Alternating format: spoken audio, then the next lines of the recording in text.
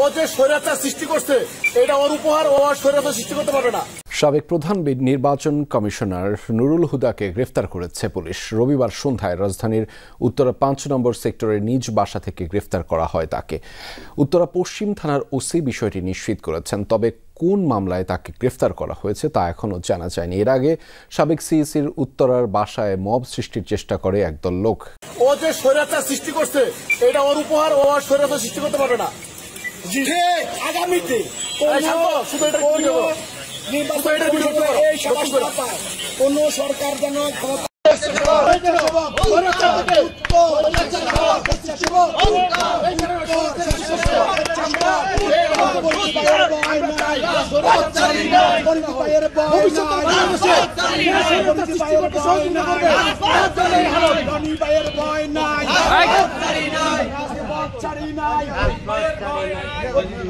K M Nurul Huda প্রধান নির্বাচন commissioner থাকাকালে 2018 সালের ডিসেম্বরে একাদশ সংসদ নির্বাচন অনুষ্ঠিত হয়। ডিবির যুগ্ম কমিশনার নাসিরুল ইসলাম এক ব্রিফিংয়ে জানিয়েছেন, নিরাপত্তার জন্য সাবেক সিইসিকে আপাতত ডিবি কার্যালয়ে রাখা হয়েছে।